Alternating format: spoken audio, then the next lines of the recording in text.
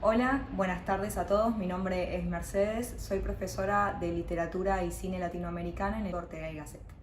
Hoy quiero hablarles de un tema apasionante, que es uno de los temas que vemos en la clase de Literatura Latinoamericana, que es el realismo mágico. El realismo mágico es un movimiento literario que surge en América Latina a mediados del siglo XX. Podrán ver que en la nomenclatura de este movimiento hay dos términos que son familiares, realismo y mágico. Pues bien, vamos a estudiar las características de este movimiento. ¿Por qué realismo? Porque los ambientes de estas narraciones, de estos textos, siempre se dan en un entorno real que los lectores podemos ubicar en el mapa, o bien en ambientes ficticios, pero con características que nosotros podemos reconocer como reales. Por ejemplo, un típico pueblo latinoamericano. Eso en cuanto al realismo. Y ahora, ¿por qué lo de mágico?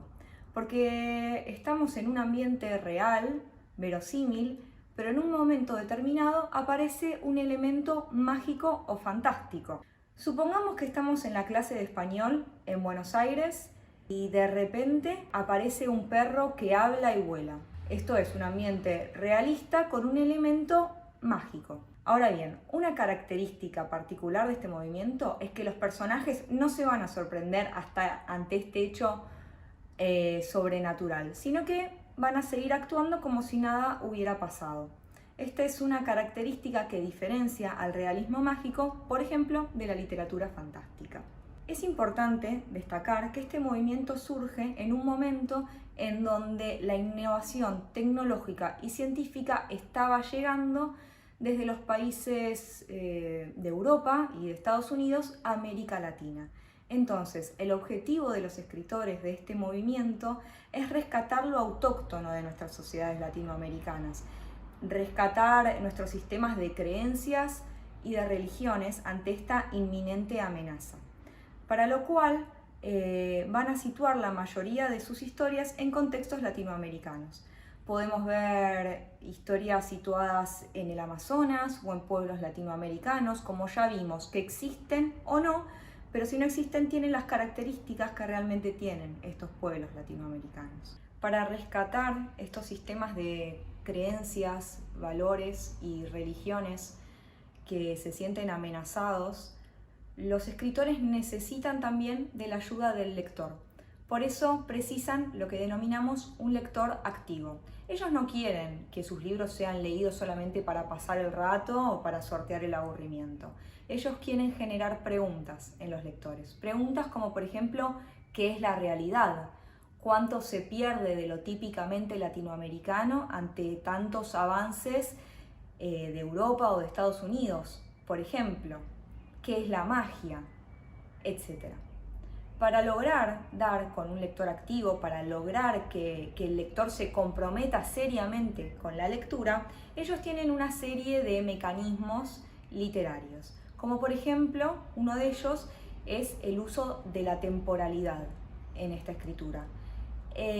La linealidad cronológica se rompe, no seguimos una linealidad temporal, sino que tenemos tres tipos de tiempos en esta literatura.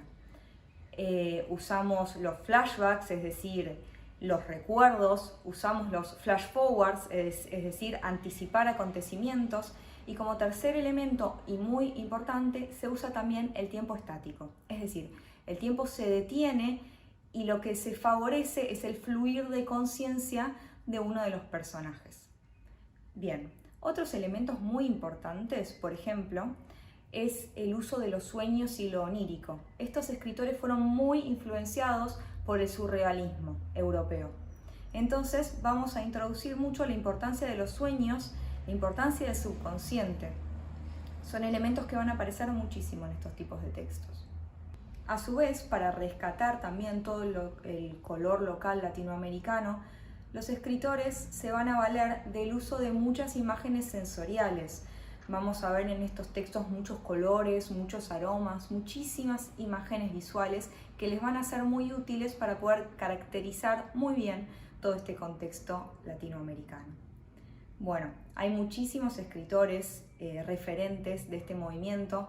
Uno de los más importantes que nosotros estudiamos en nuestro curso de Literatura y Cine Latinoamericano es Julio Cortázar, y uno de sus cuentos muy típico de este movimiento también es La noche boca arriba.